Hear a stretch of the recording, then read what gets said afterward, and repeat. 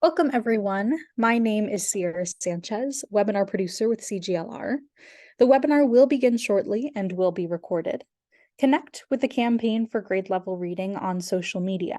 On Facebook, like the page Campaign for GLR. On Twitter, follow the account at Reading by Third. And on LinkedIn, subscribe to us at Campaign for GLR. Please use the hashtag Learning Tuesdays and tag us to tweet anything you learn from today's webinar, and we'll be sure to retweet. We encourage you to share your questions, reflections, and observations on social media. And before we get started, I have just a few housekeeping details. First, we would love for you to introduce yourself, so please use the chat box at the bottom of the screen to share your name, city or state, and your organization. Be sure when responding to select both panelists and attendees so that we all know who is here. The webinar is being recorded and live streamed on Facebook. A link to that recording, as well as any resources, slides, and bios shared during the conversation, will be sent in a follow-up email to all who registered for this session. Also, we'll be posting a brief on-screen evaluation during closing and highly encourage you to respond. This helps us with our commitment to continuous improvement. And later this afternoon, we hope you'll join us again for a session co-sponsored by Learning Heroes that dives into a recent Gallup report titled Beeflation: How Good Grades Can Sideline Parents, which dissects the parent-teacher disconnect on student learning. Next week on the 28th, we'll have an exciting doubleheader. First, with a peer exchange learning conversation, which will focus on community-driven initiatives to help families access federal programs that provide income supports and improve economic opportunity. And at 3 p.m. that same day, we'll delve into an increasingly urgent topic when we evaluate the impact of climate change on children and the ways we can promote a call to action for child advocates, philanthropists, businesses, and educators to address the challenges. Registration links and more information will be posted in the chat box now, and we hope that you can join us. And joining you now is Sarah Torian, Chief Learning and Engagement Officer with the Campaign for Grade Level Reading. Thank you and enjoy. Thanks so much, Sierra, and welcome everyone. Very thankful that you could all join us for today's Funder to Funder conversation. Today's session is pretty meaningful for me on a personal level. I like to joke that I was raised in a child care center because I partially was. My mother was trained as an elementary school teacher, but she started a home-based early learning program when I was a toddler in our basement. And by the time I was 7, she had opened a child care center outside of her home. She poured her heart and her soul into that school for the remainder of her life, stressing every year about enrollment being high enough to cover the costs, wishing she could pay her staff better wages, fretting about when and how much to raise tuition while still being able to maintain that enrollment, and never paying herself even a fraction of what she could have earned if she had returned to public schools or chosen a different occupation. I spent my afternoons and my summers at that school up until college. And when I saw her interacting with the kids and the families, I thought she was having an incredible impact on these kids. And decades later, now as an adult, as I see the incredible growing body of science on early brain development, positive learning climates, adult-child interactions, I know that she was having a huge impact on these kids, just like countless other early learning educators are in communities and classrooms across the country, many of them Black and brown women who are doing this incredibly important job for near poverty level wages. Since the founding of the Campaign for Grade Level Reading, the campaign has prioritized school readiness as a critical part of its nationwide effort to ensure early school success for children in economically challenged families. And it has prioritized high quality early learning opportunities beginning at birth. At the heart of those quality early learning opportunities are the adults who care for the children, who nurture their love of learning every day, while also receiving wages that place them near the bottom of all U.S. occupations when ranked by pay. So today's session will engage a panel of philanthropic leaders who are working at the local, state, and national levels and in collaboration with other funders in a discussion about their efforts to reimagine the early learning system in a way that addresses the longstanding inequities in it and ensures that early learning educators are both well prepared and well compensated for the important role that they play. And to begin that conversation, I am honored to welcome and introduce our amazing panel for today. Welcome first to Leslie Desano. Leslie serves as a portfolio manager for Balmer Group's Washington State team, developing and managing local and regional investments focused on early childhood. Welcome also to Katrina Floyd. Katrina serves as Director of Ideal Learning Initiatives for Trust for Learning, a philanthropic partnership dedicated to expanding ideal early learning environments for underserved children. Welcome also to Rebecca Gomez. Rebecca serves as Education Program Officer at Heising Simons Foundation, where she leads the foundation's efforts to ensure an early childhood education workforce that is well prepared, appropriately compensated, diverse in its policy leadership, and supported. She has also served as co-chair of the Early Educator Investment Collaborative and began her career in early education in the classroom as a preschool teacher. And welcome also to Marika Cox-Mitchell. Marika serves as Vice President of Early Childhood at the Bainham Family Foundation, where she supports efforts locally in Washington, D.C. and nationally to support the healthy growth and development of young children and their families through practice and direct service and policy and advocacy. And then joining us to moderate today's conversation, I am delighted to welcome Jacqueline Jones. From 2014 to 2022, Jacqueline served as President and CEO for the Foundation for Child Development. She has served in early childhood policy leadership at the state and federal levels and is a senior research scientist at Educational Testing Service. Jacqueline has joined us several times over the past few years to lift up the incredibly important role of the early learning educator, and I am delighted that she has agreed to join us to moderate today's conversation. Jacqueline? Thank you so much, Sarah, and welcome to our audience. This afternoon, our esteemed panelists will engage in conversation around their philanthropic efforts to support the early care and education workforce. The status of early childhood educators has received a good deal of attention over the past few years, especially since the pandemic. However, we want to begin by acknowledging the decades of research and advocacy conducted by such organizations as the Center for the Study of Child Care Employment, founded by Marcy Whitebook and now led by Leah Austin. We also want to acknowledge the transformational work that was ignited by the 2015 National Academy's Consensus Report, Transforming the Workforce for Children Birth through Age 8.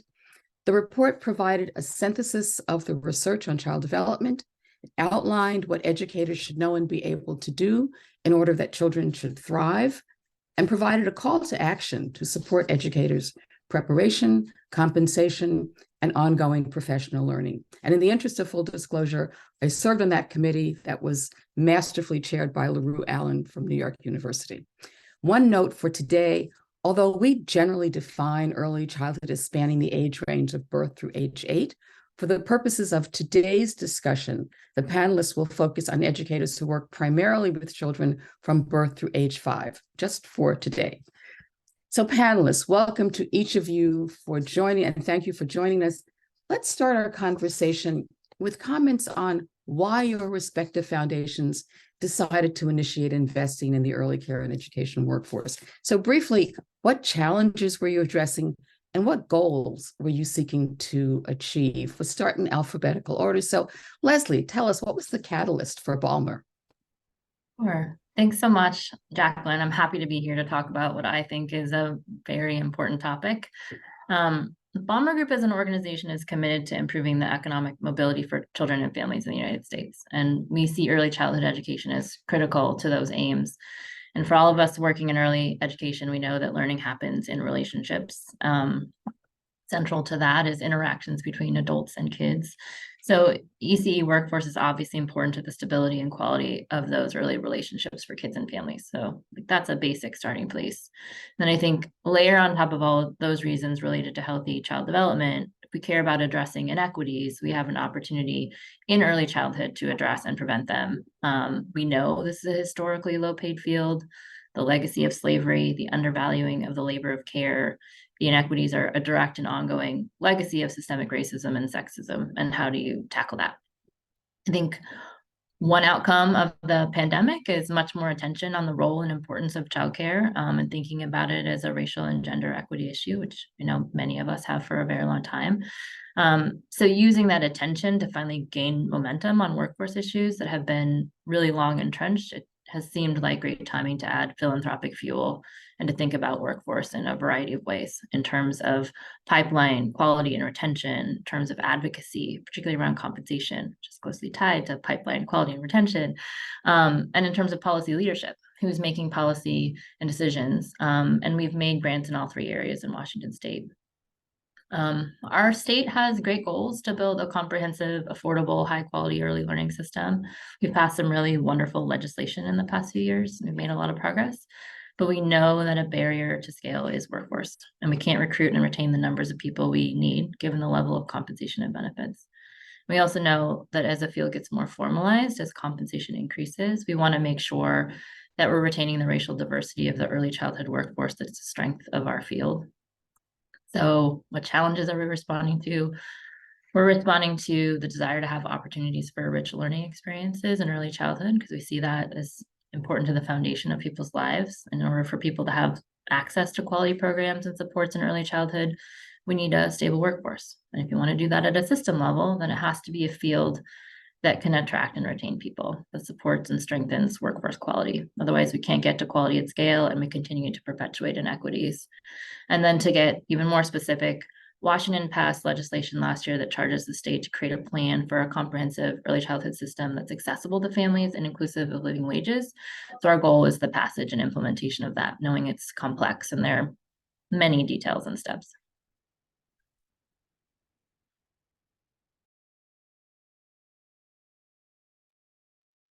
Jacqueline, you're on mute. This will happen many times. Katrina, tell us about the Trust for Learning.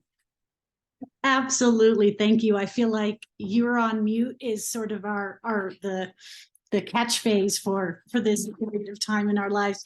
Thank you so much for having me. I feel a little bit like I've been invited to the big kids table. I'm so excited to hear from my fellow panelists. I'm Katrina Floyd, and I work with Trust for Learning as the Director of Ideal Learning Initiatives, and am delighted to be here. So Trust for Learning, the mission really is to support programs in creating high quality environments for all children. Particularly, we focus particularly with publicly funded, so school districts and people who work with state preschool programs, really trying to increase access for traditionally underserved communities to be able to have high quality, wonderful environments, since we know what a difference that makes in the life of a child and their families. And everything that we do is we look at through a racial equity and inclusion lens. So really looking at how's the policy affecting what's happening with particularly our Black and Brown children? How is the policy affecting our learning leaders, our teachers, our directors, things like that. So what we did actually was in 2020, we did a sort of a landscape evaluation that really looked at what did things look like in early childhood.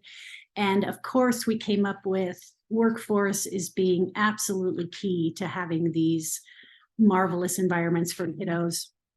And so identified several barriers, looking at the barriers, particularly for the ECE workforce, and the fact that we have people delegated to assistant and aid positions that really are not being given equitable pathways to be able to move up into those teacher, those directors, those administrator positions. So we really knew that we needed to focus a lot on the workforce and helping things become more equitable in the way that people could move through the pathways in early childhood education. So we wanted to look at those barriers and then establish some some grants that would be able to address those. And so those are the grants that I'll be discussing here later today. So thank you so much for having me. Thank you. Rebecca, you got a lot to say about this topic. Let's see what's up with Heisen Simons. I do. Thanks for having me, everyone. It's great to be here. I want to actually start by grounding the Foundation's approach to thinking about the workforce in our board's interest in workforce compensation. So our board chair in particular, but the rest of the family sort of came into creating a foundation, creating an education program, which is the largest and oldest program at the Foundation, with an explicit desire to increase workforce compensation. And the early grant making at the Foundation really focused on building the research base. The Center for the Study of Childcare Employment, which you mentioned, Jacqueline, is one of our longest standing grantees to sort of leverage that research on the workforce and think about the structural reasons that pay inequity exists. And when I say structural, I'm talking about the intersection of race, class, and gender for our field. And then also just a lot of grassroots organizing and advocacy to at least raise the floor, right? Because we know in some states, until very recently, early educators were being paid perhaps below the minimum wage. And so when I joined the Foundation, we had the opportunity to create our strategic plan in 2018. I leveraged some of that research, Jacqueline, that you mentioned from the Transforming the Workforce report around workforce stability, right? And so we really focus on both the intersection of that compensation, raising the floor through advocacy and organizing, but also sort of thinking about parity at the very least with our K-12 colleagues. And what does parity look like and mean when we have childcare educators who are working longer days, longer sort of days within the year and working a 12 versus 9 month schedule, for example, but also thinking about that stability component, right? So when we think about workforce stability, we know that the workforce has a high turnover rate between 30 and 40% still. I haven't actually looked at the data since we've sort of settled out from the worst of the pandemic, but stability is that combination of compensation, benefits, and then what do educators need to be well prepared and stay in the classroom, right? So we also do a lot of work around supporting competency-based preparation. We've done a lot of work through the Early Educator Investment Collaborative in terms of thinking about whether the field would benefit from or want a credential, and I'll say a little bit more about that later on. And as well as thinking about the leadership of our field. So our policy leadership, right, is traditionally female and white. And so when we think about the diversity of our leadership in the workforce, where do those people come from? What's their training? And do they mirror the composition of frontline educators as well as the families that they're supporting? And so I think the Foundation thinks a lot about the workforce from a comprehensive view around compensation first, compensation equity, and then preparation and sort of leadership. And those things are inextricably tied together. And it's one of the reasons that we decided to also join as a founding funder with the Foundation for Child Development, Balmer, and others for to support the Early Educator Investment Collaborative. And again, I'll say more about that group as we go throughout the day. Thanks so much, Rebecca. Marika, tell us about the Bainham Family Foundation and what really ignites the work that you guys are doing. Thank you so much for including the Bainham Family Foundation in this important conversation. Since its creation more than 55 years ago, the Bainham Family Foundation has supported children and families in communities that have been historically marginalized. Initially, we focused on college access, high school completion, and before and after school care. But about 10 years ago, reflecting on our own internal data and research from the field, it was clear that to achieve the greatest outcomes for children, we had to start earlier. So we pivoted and prioritized increasing access to quality early learning. From the inception, our early learning partners and stakeholders made it very clear to us that the most important ingredient for quality in early childhood education is the competence and well-being of early childhood educators. This was also reinforced in the National Academy's Transforming the Workforce Consensus Report. Our work is also equity-centered, and the challenges experienced by the early childhood education workforce is certainly at the intersection of all our isms: racism, classism, and sexism. And so as a result, our investments in early learning research, policy, and practice position the well-being, compensation, and competence of early childhood educators as a necessity and not a nice to have. It is a key deliverable that all our early learning partners are funded to meet. Great. You know, someone said to me when I first entered philanthropy that if you know one foundation, you know one foundation.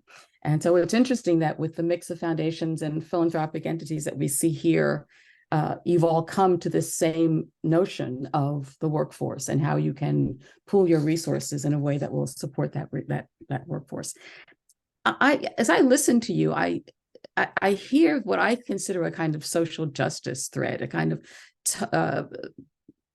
thinking about the historic and systemic inequities that have really had an impact on the field. So I'd love to hear what your organizations are doing to kind of reimagine the system so that it can be more fair and equitable. And so, Mariko, I'm going to let you continue and give us a sense of how you've been thinking about that within Bainham. Yeah, as we all know, the early learning workforce is a part of a broken childcare system, a system that does not work well for young children, for families, certainly the educators, as well as the program administrators.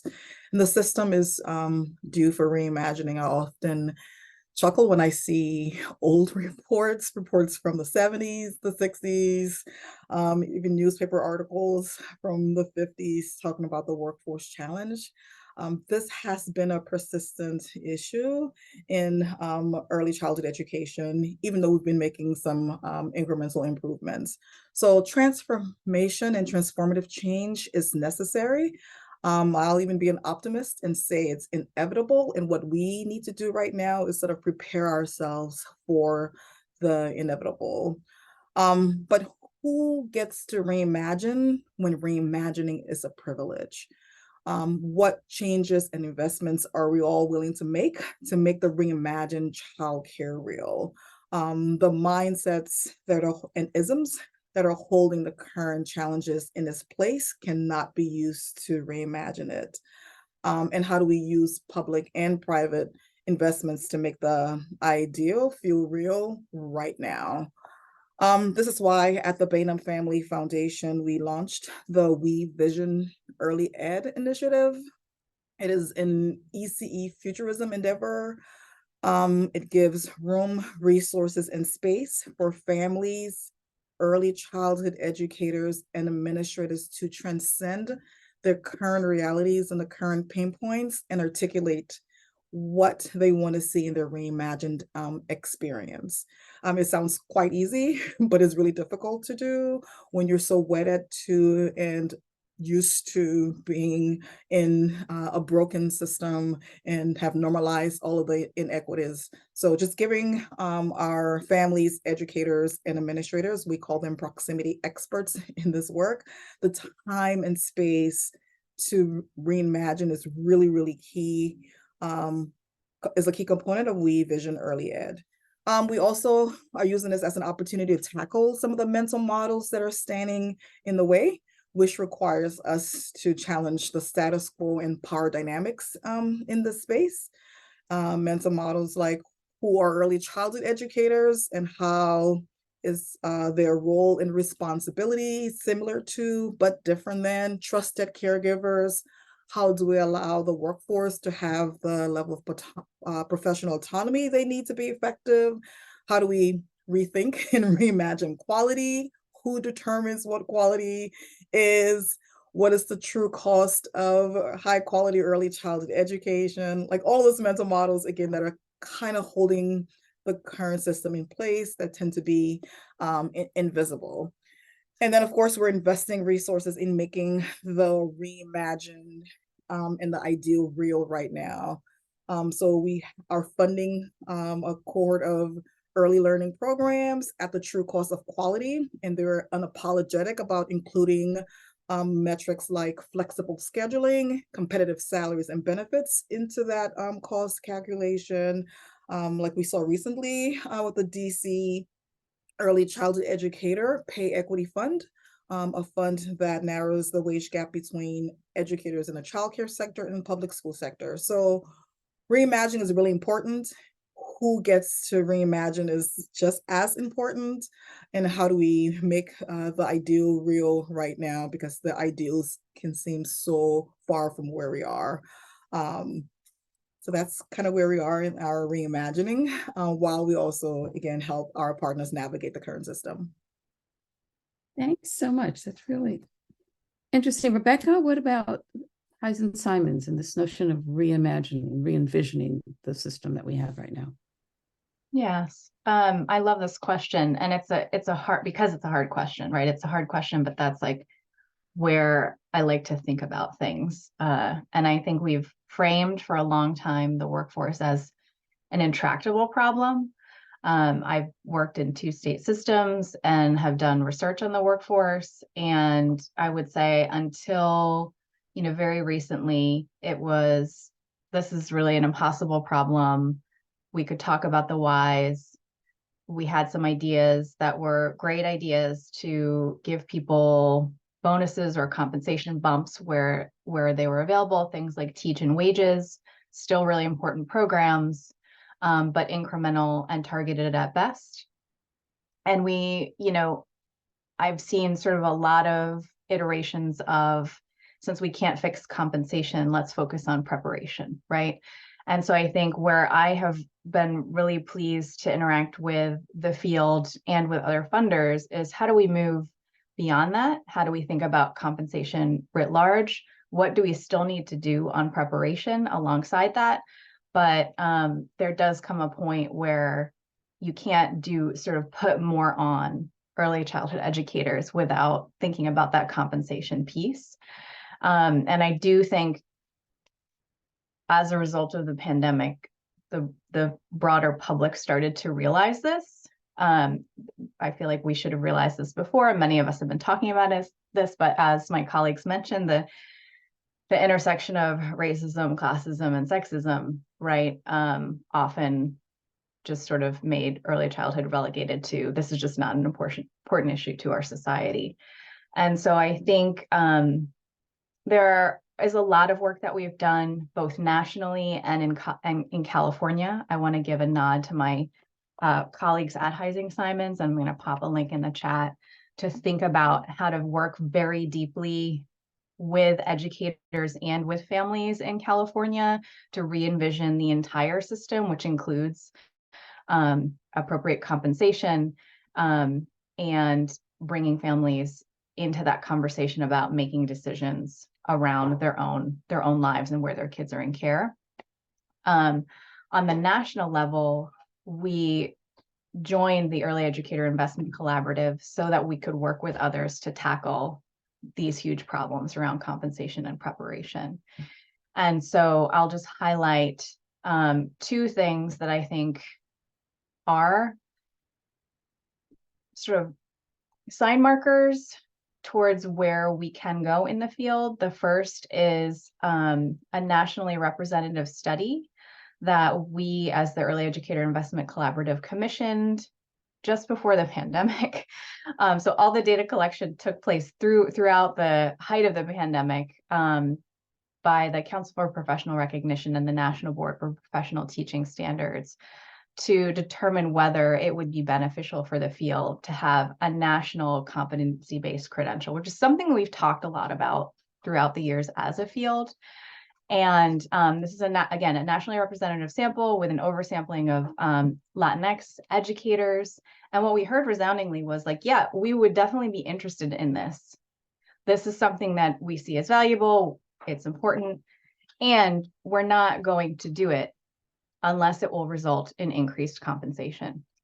And nor should we move forward as a field with this additional requirement without some pathway to compensation that at least gets you to equivalency with K-12, if not higher, again, because of the schedule and the type of work educators are doing. And so I think, we heard from educators in that study, and the recommendation was ultimately, hey, as funders, don't build this, don't do this until we sort of address the compensation problem. So I think part of the transformation is not always assuming that you know best as a funder or even as a public employee, but really engaging with community, and that includes educators and families, to think about what's the next step in building the system. And so, to that end, we actually just awarded 3 grants through the collaborative, 2 states, one of which I'm going to call the District of Columbia state, because it should be state. One is to the District of Columbia, the other is to Louisiana, and then Colorado, to engage in a 3-year process to transform their approaches to workforce compensation. So this was an open call RFP. We had many applicants, and these 3 geographies now have money to work in public-private partnership with local funders, with educators, which was a requirement of the RFP that they engage educators and community members in the decision-making to achieve durable approaches to compensation for the early childhood workforce. And so I think these are some of the things that we're doing to really flip that script around, who makes the decision, how do we really disrupt these structural inequities and get to paying early educators a living wage and getting them the preparation that they want and need, but not at the sacrifice of the compensation they deserve. Thanks so much. So, Katrina, what's the trust? How's the trust re-envisioning the field? Yeah, absolutely. So I'm going to try not to echo my fellow panelists too much, but agree 100% with what it is that they're saying. So I wanted to talk a little bit about how we really are trying to focus on coming at the workforce issue from an asset-based perspective, because we know that people enter the field in many different ways. I am a first-generation American who learned English in kindergarten, but was lucky enough to go to school and take a part-time job as a child care aide, and then switched my major from psychology into early learning, realizing that we needed to help kids and families earlier. And so we really want to look at the fact that not everybody comes into the field in the same way. Some people come into it accidentally, like I did. Some people go traditional routes. Some people take jobs and maybe haven't had the opportunity to take college courses, but have taken a lot of trainings, have attended a lot of webinars, have attended conferences, and they seem to end up on this path to nowhere, where they've done lots of years of study, lots of attendance of different professional development, and it hasn't really given them the opportunity to get to that next level, where they might go from an aide to a teacher to a director to some sort of administrator. So we really focused on how do we support this more equitable educator development. And one of the things that we wanted to acknowledge was that while we ourselves might maybe consider ourselves experts in little tiny segments, we're not as well versed to go into a community and tell them what it is that they need as they are to tell us what it is that they need. So I loved the way the trust ran our SEED fund, which was the Seeding Equitable Educator Development, really talking to communities about what is it that you need, and then allowing communities to come in with an application that would address those needs better than we ever could.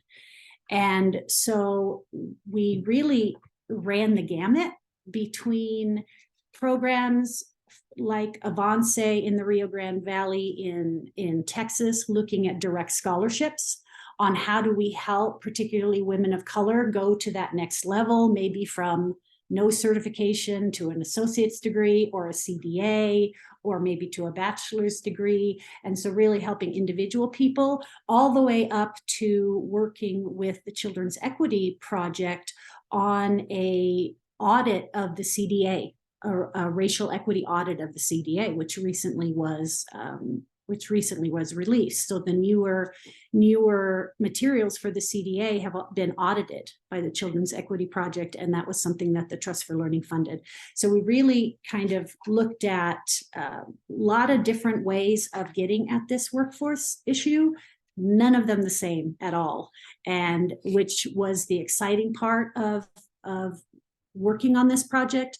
Another thing too that we really look at is, when I was a director administrator, I would apply for grants and I would say I have to do these things, and then I would have to do reports and I would have to do all these things for the funds that we were receiving. But what I love about the trust is that they really look at how do we gather our partners together, how do we gather these grantee partners and share wisdom, and how do we bring this sort of collective idea of that we all can help raise each other's boats by learning from one another and the things that we're doing. So it really is creating this partnership between the grantees and the trust, and then also working with other funders. So trying to get at this from many different perspectives and making sure that we are helping people where they're at and not necessarily setting a bar that might be difficult to achieve. So this was a really exciting fund for me to be able to run with these grantees, and I think I learned way more than our partners did. I learned from them, and they collaborated together and served on each other's boards and advisory groups, and so really exciting to sort of expand that learning. Nice, thank you. And the Balmer Group? Thanks, Jacqueline. I mean, there's so many common threads, I think, between all of us. And Balmer Group's national work is significant as well. But I'm going to speak just to the Washington work specifically, even though it's not the whole of what we're doing. I think the hosts have put a link in the chat where you can look at our grants as a whole, searchable by issue and region. But I would put my work in Washington in 3 buckets, and I think I've heard echoes of this through all of my colleagues throughout this panel. Direct workforce, pipeline and quality, advocacy, particularly around compensation, and policy leadership, like who's helping to make policy and decisions. So I think it's helpful to ground a little bit in some of the concrete things we're doing, and then talk about how we think about that as reimagining.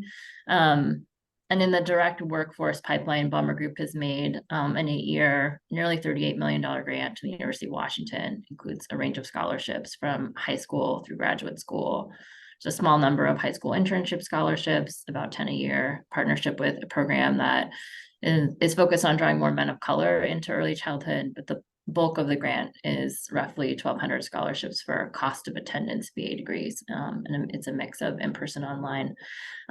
Over 100 master's degrees scholarships in early childhood policy, again, to go to that leadership point, and then over 400 scholarships for certificates that are split between EC coaching, P3 leadership, and then the grant includes funding for a staff person focused on outreach and recruitment, because again, we care about the diversity of who's getting access to degrees and certificates. And lastly, part of the grant is 2 endowed professorships and 2 endowed doctoral fellowships, so there's increased faculty to support the students. And beyond this, very large grant on the direct workforce side, we're exploring additional ways to strengthen and support the workforce pipeline and quality. So, I think that's one piece. In policy advocacy is my background, pre-philanthropy. We have a 4-year grant to Child Care Aware of Washington to lead state child care workforce work.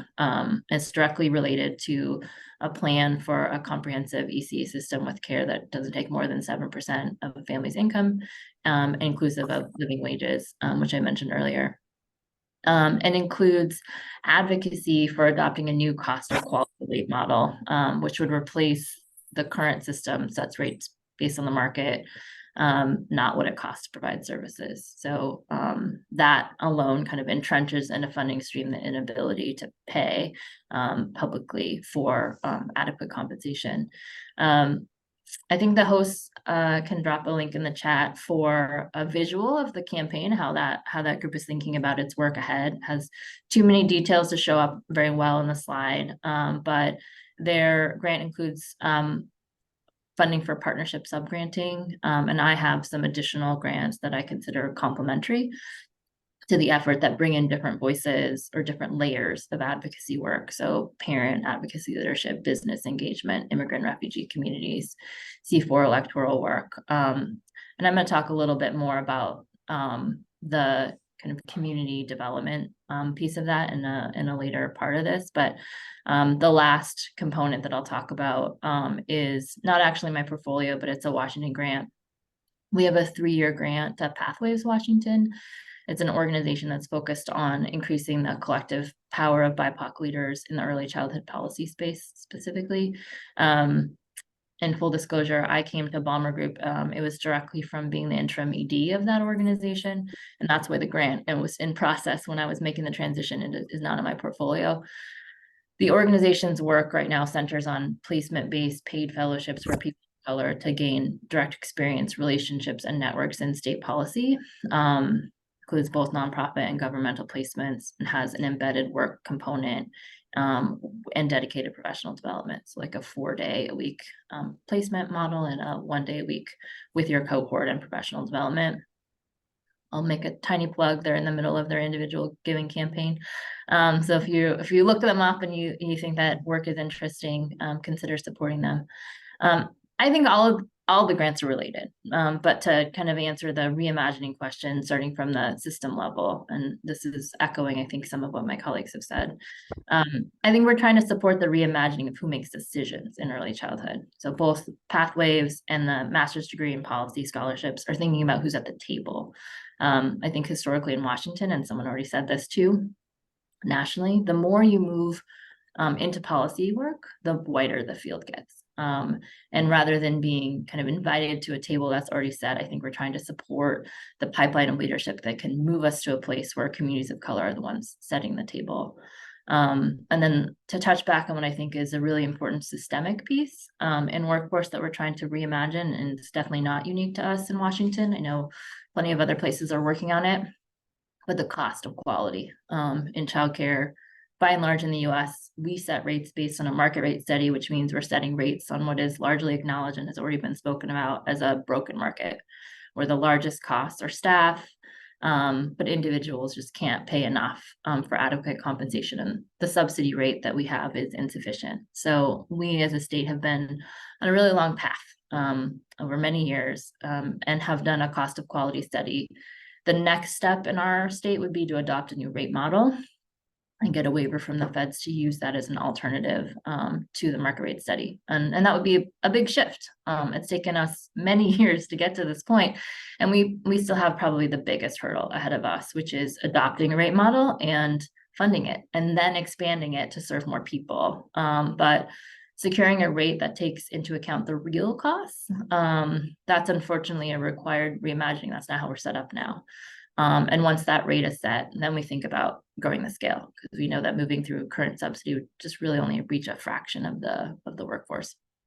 And the biggest part, I think, then of the reimagining that's happening in Washington State is trying to develop a comprehensive plan around all of these things that includes living wages and thinks about our system as a way that the family experiences the system. Like as a parent, I'm a parent of 2 kids. You don't think about like, oh, what's the funding stream of the program that I'm my kid's going to, or what's the name of it? It doesn't really matter. You just need, you need good services at the time that you need them. And how do we think of a system that regardless of the funding stream, or whether it's state or local or federal funding, families are experiencing a comprehensive system that really meets them where they are? And that's not how we advocate right now. It's not how we're set up, because we have been this kind of fragmented model where there's been a lot of scarcity over time. So I think part of the reimagining is, how do we think about what it actually takes, and then how do we try to plan together, which is obviously very difficult to sequence and get to the place where we have what we need to serve families in the way that they want to be served. Listening to your answers, I think I'm struck by how many broken pieces we have. Preparation, access, retention, how you end up paying people, actually understanding the true cost of quality, where that money comes from. So I think, thank you for the work that you're doing, trying to address these pieces of it, because it is the reimbursement models you've talked about. I mean, we need a lot of work in that. I also hear a thread of listening to the people that you plan to support. Really getting them not just to say whether or not something worked, but getting them at the table. So I want to come back to that, how you're dealing with that. But first, this is a funder to funder webinar. And I'd like to just get some very quick comments from you guys as to how you think philanthropy can have these sort of individual and system level impacts that can support families. I mean, what is the role of philanthropy? How do we do this? And philanthropy is different, as I said. One foundation. You get people who have never been in an early childhood setting, and they're doling out grants. You get people who've been in higher ed, people who've been in classrooms. It's a range. So let's think about, what does it mean for philanthropy to be in this space? And anybody want to start, or shot?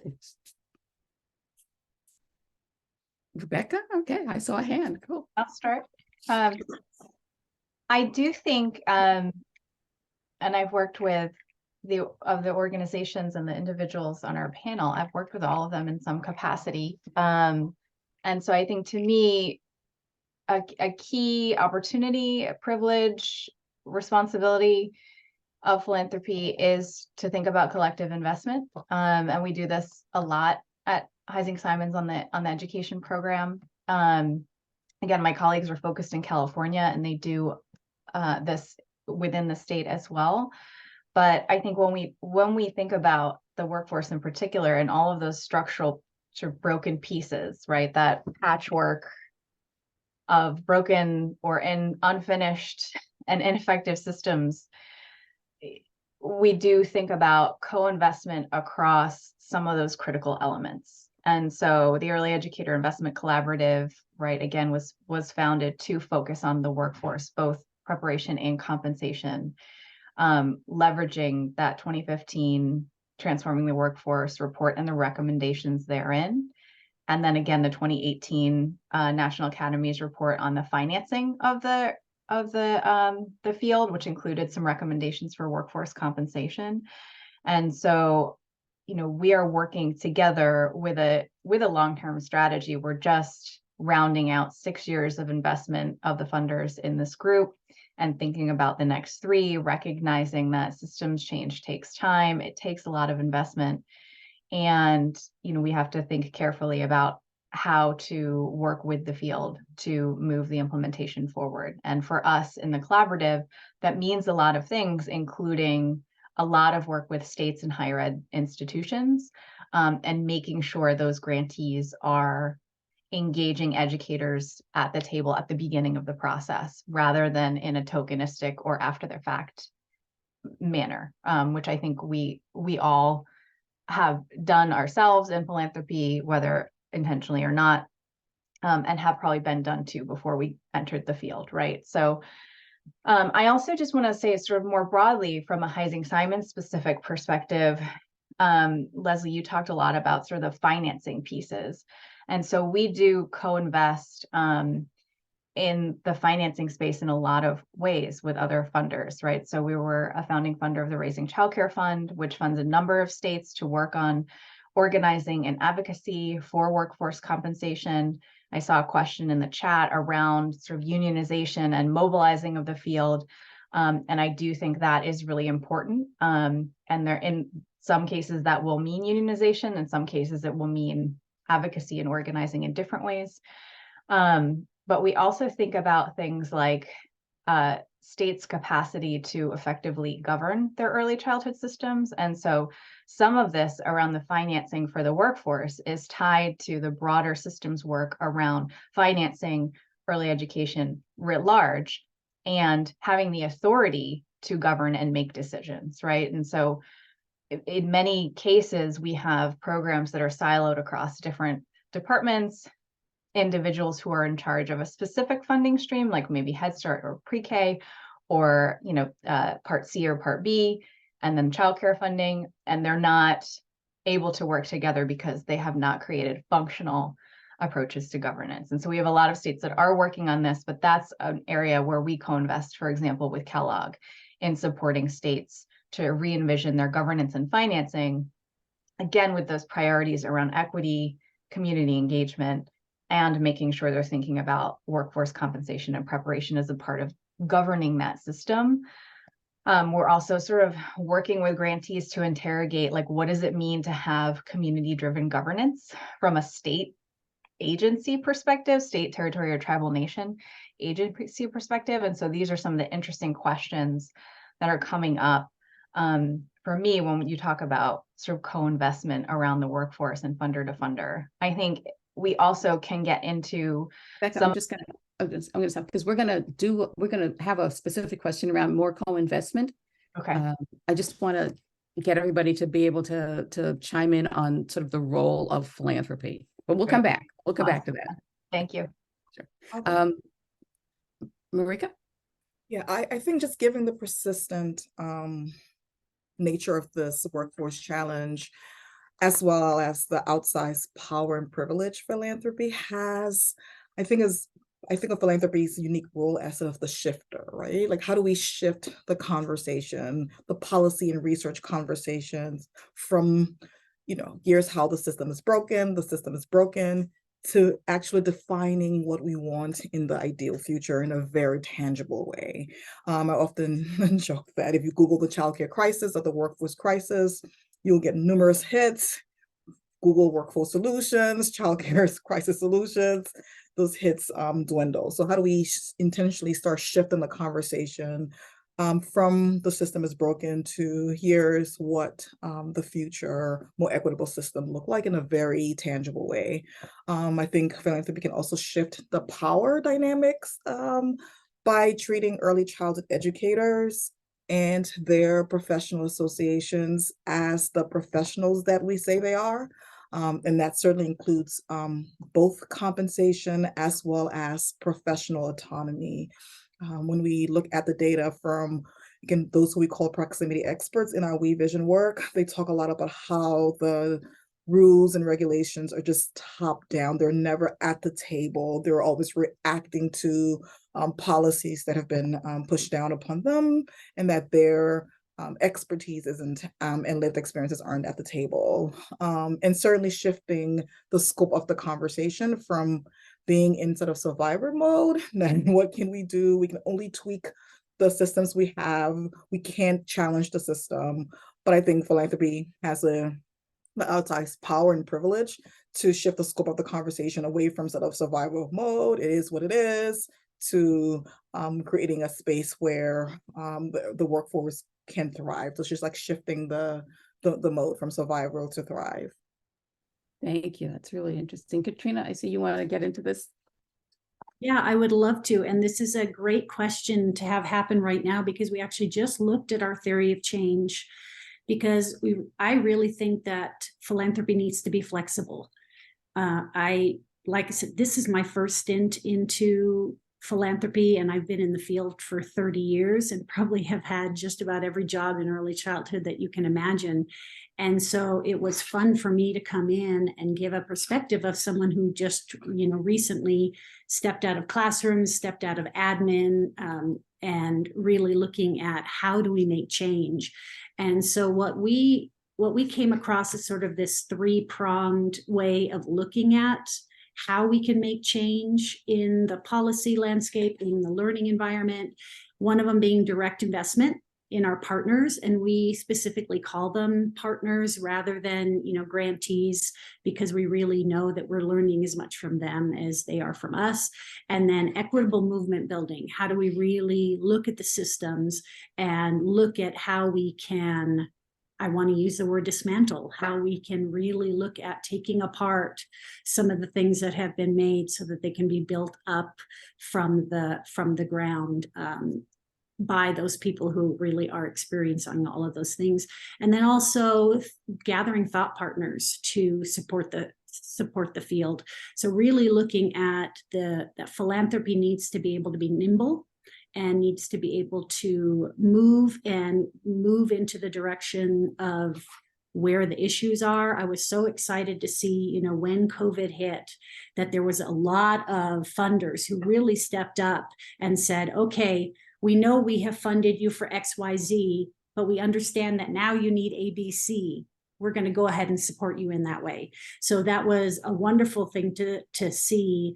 And one of the positive things that came out of the pandemic is that I think we became more nimble. I think we became more willing to really listen to the community and really listen to the needs of the people that were on the ground. So that's what we're trying to do.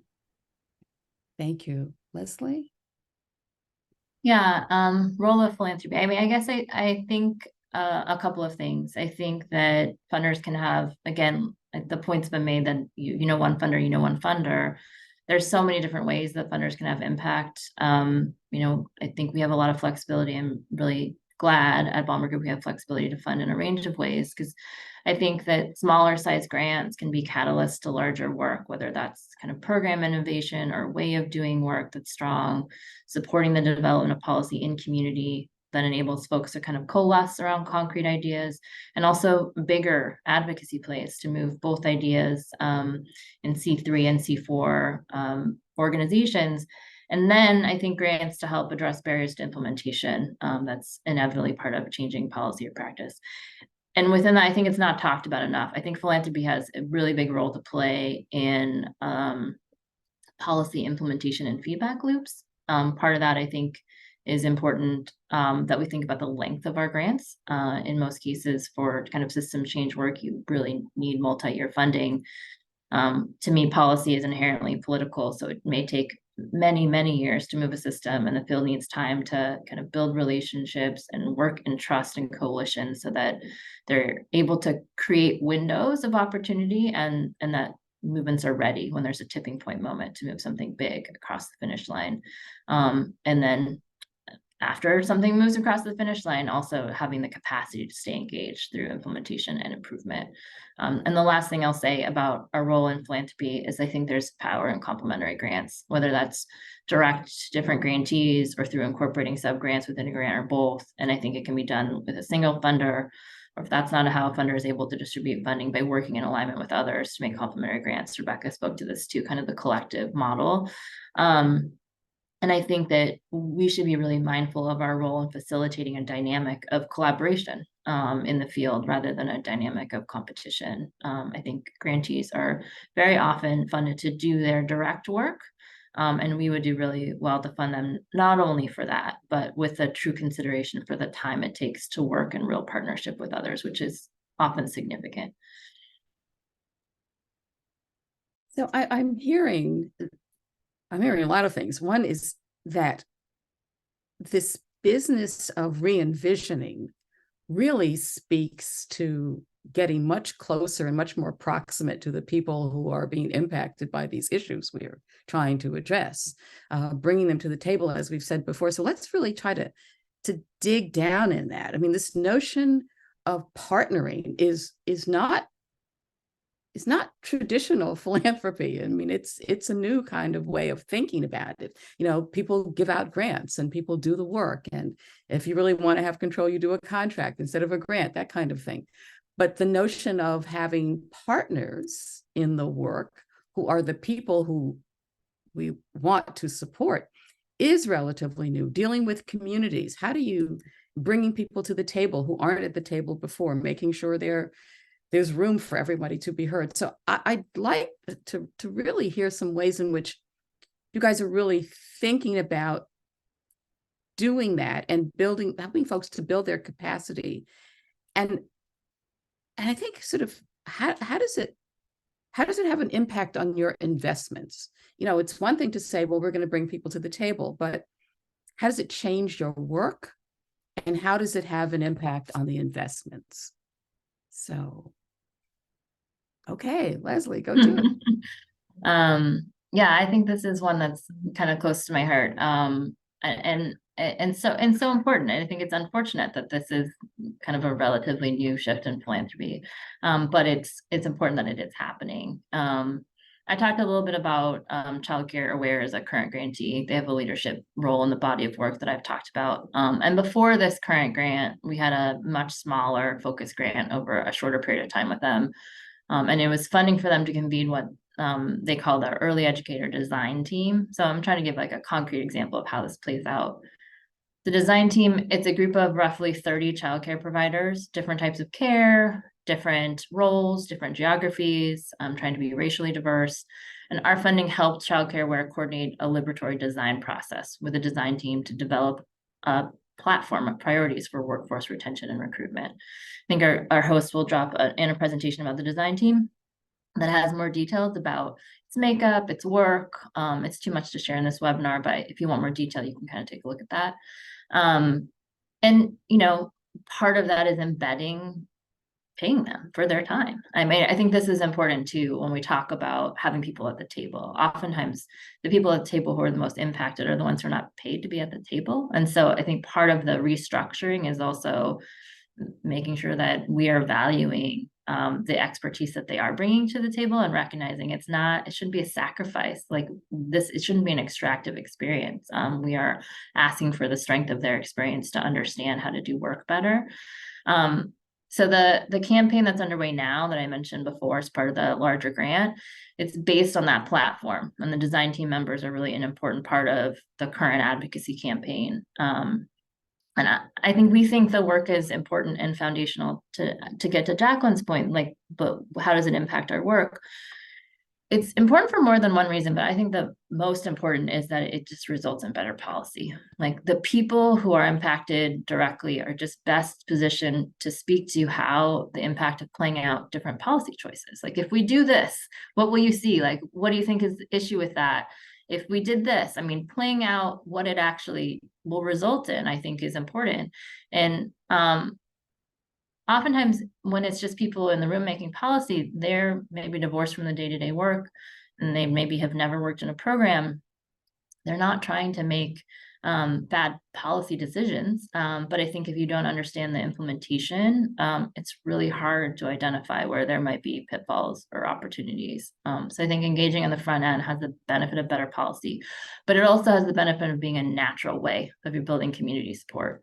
If you take a baked policy to an impacted community when they're not involved in the development, you're at a disadvantage, not only for the policy itself, which is likely pretty flawed, but there's broken trust, less likelihood of working in alignment on the advocacy that's needed to move that thing from idea to adoption. And my hope, I guess, is that the approach that Washington is taking with this body of work and the leadership of the design team and identifying solutions and staying engaged in the advocacy has a greater chance of success ultimately. And as funders, I think, I hope we think about our role not just in the development of the policy, but the fostering of the social connections that it takes to make and implement and improve policy over time. Thank you. Rebecca, do you want to address this? Sure. Although, Katrina, you had your hand raised. Do you want to? Well, I was just going to piggyback a little bit for about a minute. I'm so sorry. Go ahead, Katrina. On what Leslie was saying, because I feel like it fits in really well with what Trust for Learning is, also doing. This idea of putting dollars into a collective, of really working with funders who are philosophically trying to, move the work the way that we are, and there are many of them out there. And that idea of not only connecting funders to funders, but connecting partners to funders and connecting partners to programs and to families, and to really look at the whole continuum. You start with the child and you go out from there, but looking at that entire continuum of how do we impact, how do we make eventually all of these policy decisions really come back to what's going on with that child, what's going on with that family. So go ahead, Rebecca. Thanks. I would echo what my colleagues have said already and add, I think, two, maybe 3 points. First, and I saw a comment in the chat about this, trust building and building relationships takes time. And so often as funders, we sort of dip in and dip out with grants. And, not only, as Leslie talked about, are we not compensating educators or families for their participation, but we are not giving them enough time to build trust and repair, right, in community. And so I think one way that that I have done that in funding sort of nationally is both sort of having conversations with grantees about, it is an expectation that you will sort of set a table, participate in the table, whatever the situation is, and we will compensate you for it, and we will respect that this takes time, probably longer than we all think it will, right? Just because, especially for communities who have been most harmed by structural racism, sexism, income inequality, it just takes time to make those repairs and to build that trust. So I think as philanthropists, we can structure our grants in ways that allow for that and center the relationship building.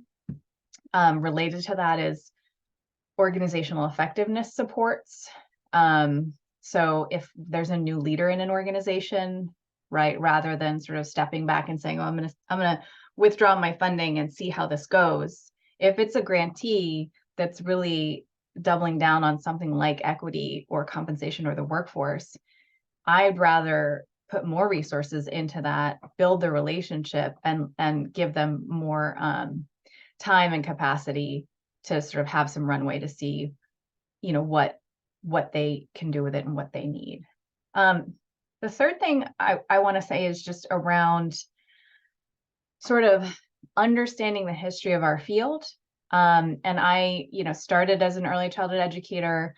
I actually had a job as a union organizer and missed working with kids, which was my job. One of my jobs in my undergraduate was working with kids and teaching.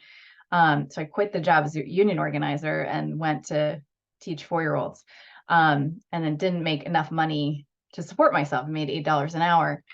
And as I, sort of dug into the history of this field, and we funded the Center for Study of Childcare Employment to document and create an archive of some of this, because I think we don't know, a lot of us, the history of our field. So the ECHOS project is called the Early Childhood History Organizing Ethos and Strategy Project, where they sort of document some of the history around the movements, the organizing movements, the inequities, the history of class divisions in the field, right? So rich, wealthier white children went to kindergartens in the progressive era, and children who were experiencing poverty went into daycares or day nurseries, which is where the term daycare comes from. So I think another thing that we can do as philanthropists is to understand our own history, and policy leaders and leaders in the field need to do this too.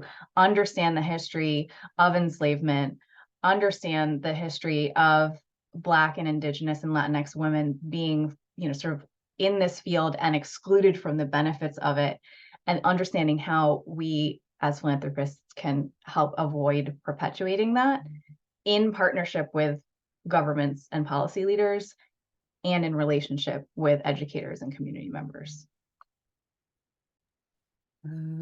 Marika? Yeah, I think we talk a lot about tables and set the table and who's at the table. I just want to dive deep into sort of table making for a second.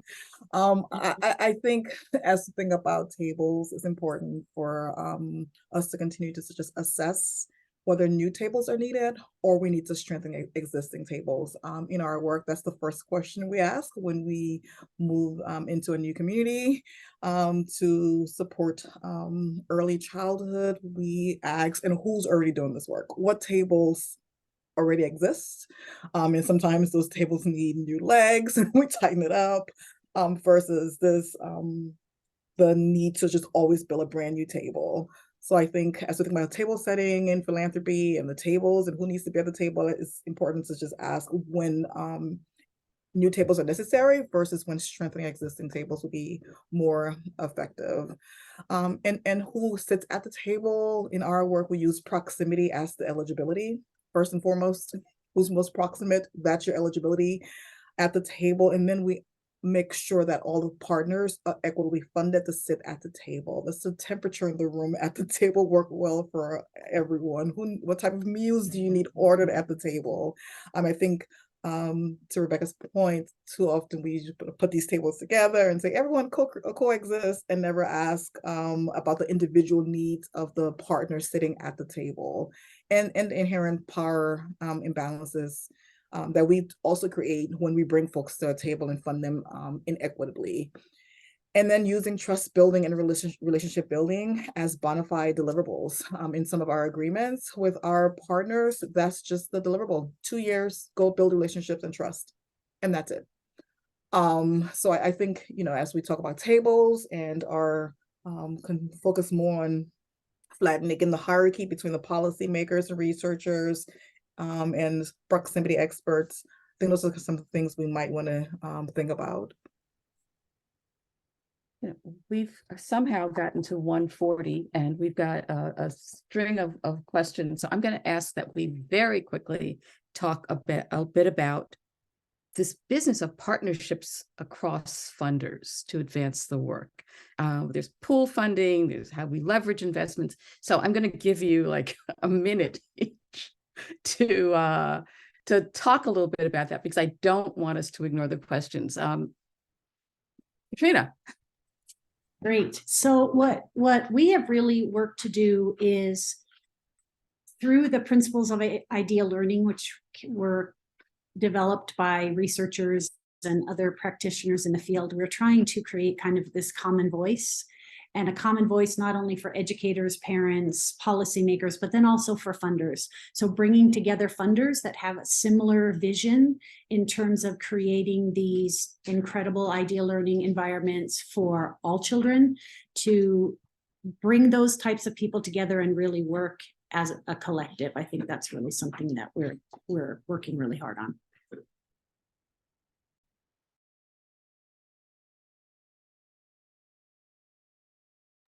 I can jump in. Becca, you know something? Oh, I'm sorry. Quickly. That's a concrete thing that we're doing here in Washington. We have an aligned funders group in Washington. It brings together a dozen philanthropies. It's really in a lot of ways in its infancy, pun intended. We've already, I think, have a much better collective understanding of who and what we're funding. And we did an exercise in our second or third meeting, I think we've had 4, to like map our early childhood workforce investments in different areas of system change, is a first kind of shared topic of interest for the group. And one of the ideas we identified as weaker than the others was C4 funding, electoral work. And as a result, kind of a partnership of 3 C4 organizations that are working in ECE policy were able to bring forward a proposal to not just one, but a group of funders. And it focused on their first foray into shared partnership around the 2024 elections, particularly our state gubernatorial election. And so far, it's resulted in 3 different funders contributing to the proposal, and I think maybe a couple others might join in. And it's been, I think, a good experience for us as a funder group to try, even if it's messy, to align funding. We had to try to do this on a pretty quick timeline too. And I'm hoping we can continue kind of along this path, because not everyone's going to fund everything, but having kind of subgroups funding in particular areas really offers us opportunities for shared learning for those who aren't able to do those things, and understanding, and it benefits, I think, grantees who are able to pitch ideas to a group of people sometimes rather than individual funders. And like right now we have a subgroup that's talking about facilities, and a couple of us are talking about informal care. So it just offers an opportunity. And I think I've really benefited a lot from my colleagues. And I think it's an affirmation that one of the role of funders is to be constant learners. Like we should be open to opportunities to make impact and to constantly be learning. Thank you. Marika? Yeah, absolutely. We are a part of more than 5 national and state level funding collaboratives, and those are really great opportunities to learn alongside others in the space, as well as to increase outcomes and have more sustainable funding for our partners. We leverage investments made by other partners and add to that to amplify the work. And we are also getting better at sharing our own learnings and with the philanthropic community. So I think as much as philanthropy asks partners and grantees to collaborate, we too are ensuring that we be the change we want to see. Thank you. And Rebecca, you know a little bit about collaboratives. I do. I have started with colleagues 3 funder collaboratives, the Early Educator Investment Collaborative, Raising Childcare Fund, and then the Early Childhood Governance and Finance Project, all of which have a focus on the workforce in some way. And I think I'm going to answer this in a very sort of technical, procedural way around sort of the need to take the time to develop relationships and trust with your funder colleagues and really understand their strategies, any target populations that they might have, sort of what their board or leadership are looking to achieve from the grant making, what the staff, what ourselves as staff bring to the table, our areas of expertise, our questions, our sort of need to know and grow. To me, that is a lot of the work. And then if you're building something like a funder collaborative, and I think everybody on this call has experienced this, that is work that you need to do in addition to your own grant making. So really thinking carefully around sort of the capacity and availability for you to engage in this as a human. And so like, what are the supports that you need to actually implement this well? And so I would echo, what my colleagues have said around other aspects of funder to funder collaboration, and just add that sort of procedural piece that I think we don't talk about enough, but as funders, we do need to, because this is important trust-based work, relationship-based work, and it takes time and resources to do well. Thank you, guys. We have questions. We've got in the Q&A, and Marika, one is addressed specifically to you. I don't know if you can see it, but it says, I know Bainum has been involved in support for men in the workforce in DC. Is there any way that men in a traditionally woman-dominated workforce can help all boats rise, leveraging all voices, women and men? Yeah, that's a pretty loaded question that is, again, rooted in a lot of isms, including sexism. So so at the Bainum Family Foundation, we support DC men in ECE because we believe that young children should be able to see themselves in the educators and see men as caregivers as well. And so we support their recruitment, retention, and advancement in this field. I will push back on the notion that the only reason why we've been in this field is set up to make the case for increased conversation. Instead, I will say that we can be more intentional about who the child care crisis harms. And it harms all families and all educators, and making sure that we highlight that when we're making the case for increased investments. I think too often we pathologize the space, and we have often positioned this space as a caregiving space suited only for women, and we need to sort of challenge our own internal biases. And really do some really hard work to get men into this field, because it is a place where we do want children to see themselves. And to see the full range of their humanity. And I think that there is not just a place, but it's an important place for men to be. We haven't, did anybody else have any comments towards that? I want to go on to another question. There's a question about the Biden administration's recent proposal to raise the pay for Head Start teachers to be commensurate with local public pre-K teachers. And the question is, does it go far enough? What are the potential implications for the rest of the ECE field, and how can philanthropy help? It's the first question in the Q&A.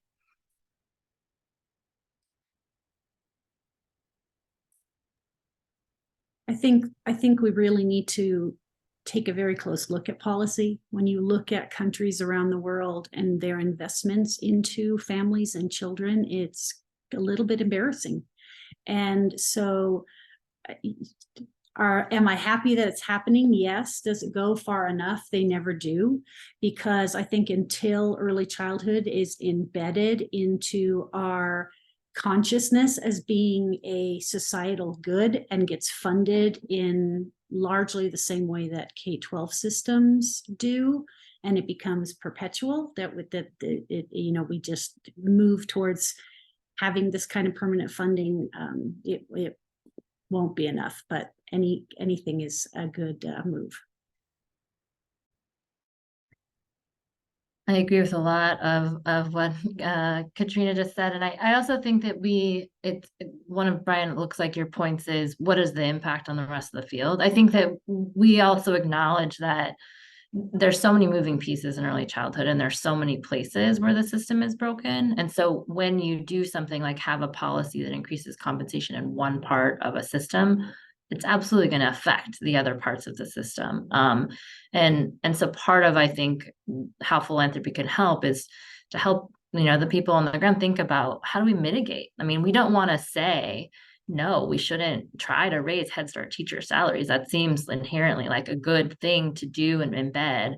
And it absolutely would have implications in other programs across the country. And what does that mean for trying to make sure that we're doing the planning and thinking about, if that happens, how do we mitigate and keep trying to move the needle for other parts of the system at the same time? Because having adequate compensation for Head Start isn't enough. And I think someone else in the chat also noted, it's a significant emphasis on pre-K. And so how do we also think about the infant toddler? Because if you really weight the system to pre-K, it can cause even more harm to a very stressed birth to three system.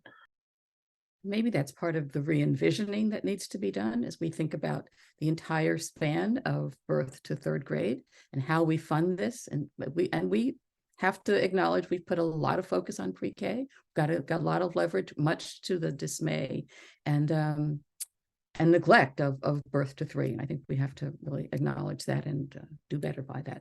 There's an engagement poll. Sarah, you're going to tell us about this poll that's up.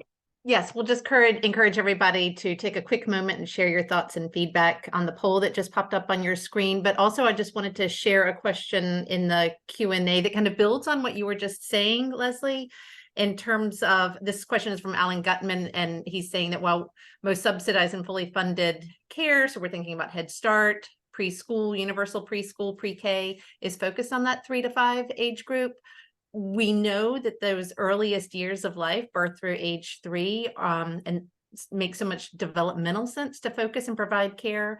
Then, as we've seen in the research, how can we not jeopardize that pre-K funding, which is an incredible success that we've been able to build up support for, while also at the same time emphasizing the need for a greater investment in prenatal to 3. And I think you were touching on it, but if you want to add some more on that, or if anyone else would like to share. Sorry, you go, Rebecca. I'll go next. Sorry, I would just say I'm of the mind, as my colleagues are, that any increase that can benefit educators I'm for it. And I have a lot of questions, yes, around how it will be implemented, especially for programs that have sort of mixed classrooms, right? Some Head Start classrooms and not. Will there be equity across those classrooms, potentially also for infant toddler educators. And I'll just say, I think also we have to think about this from sort of a broader sort of rights and social safety net perspective, right? We worked really hard as a field to get Build Back Better. We came really close. We didn't get it. I think that whether that specific policy, because I know people have questions about the implementation and equity of that, but something around pushing for universally affordable, high quality early education that is available to all communities in all states. I think it's a responsibility of the federal government. I think it's a responsibility of state governments and local governments to think about this with an eye towards equity and appropriate compensation for the field. And I was just going to say, we have to be very careful not to allow ourselves to get into this scarcity mindset where it's either we're going to fund preschool better or we're going to fund infants and toddlers better. I mean, I see us as a collective for people that are working on behalf of children prenatal, to age 8 and above. So really looking at, it's not either or, it's and. So how do we help support our colleagues who are working with infants and toddlers? Nice. And if we do have to bifurcate the system for political expediency purposes, I think it's important for us to bolster if we're going to bifurcate.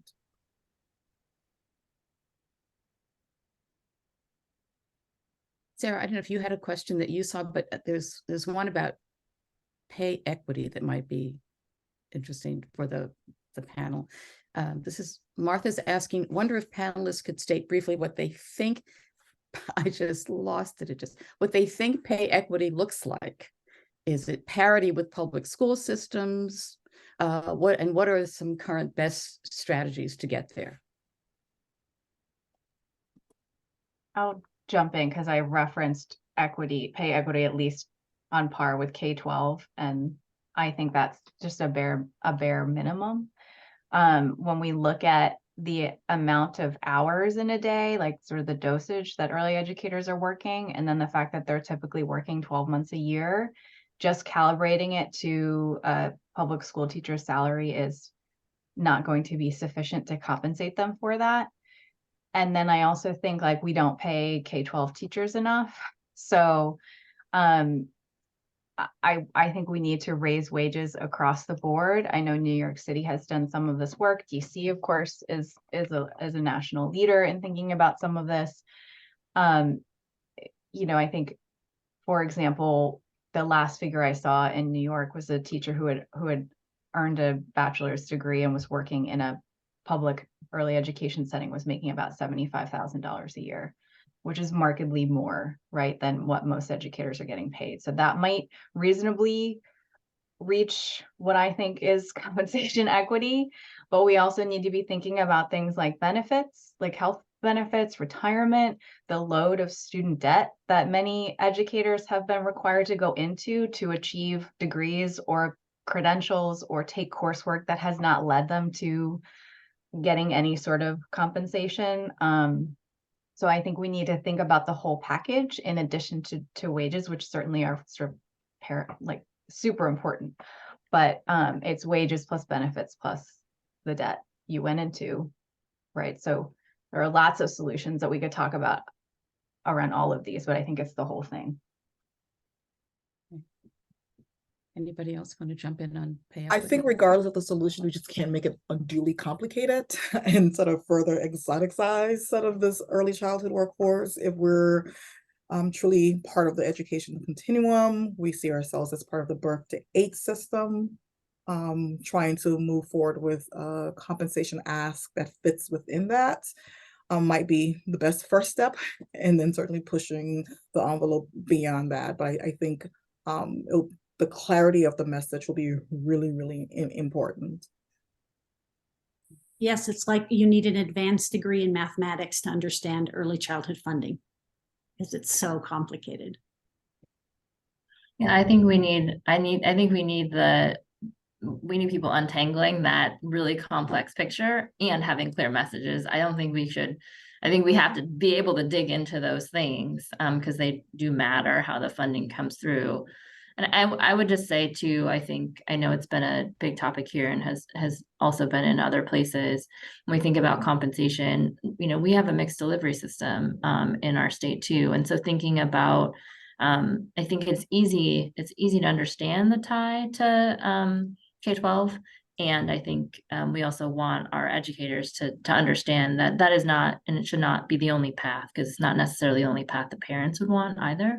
So just being mindful of that conversation, but totally agree with Rebecca's comments about it's a minimum. It's not apples to apples here when we're talking about what people are doing. And there is a huge delta between current early childhood and public educators in the K-12 system. So it is a first rung, I think, in the ladder, and it's kind of far away. So how do we sequence to get places in the country where we can see that it can work and be financed? And I also think it's impossible to take to scale without federal investment. Like, we really need national solutions to these issues. So philanthropy can help, but it is certainly going to be a national solution. Sarah, I'm looking at the clock. It's 2:00. I want to thank the panelists for taking this time to share their thoughts and their work with us. I want to thank the participants. We have about 115 left. Thank you so much. And Sarah, I'm turning this over to you. Yes, I'll say ditto to that. Huge thank you to our panelists today, to Leslie Dezano, to Katrina Floyd, Rebecca Gomez, Marika Cox-Mitchell, for tackling and lifting up all of these isms and the impact and the impact that they have on the early learning workforce and early learning system, and for lifting up solutions that philanthropy can advance, but also the importance of federal action, state action, and investment in this work.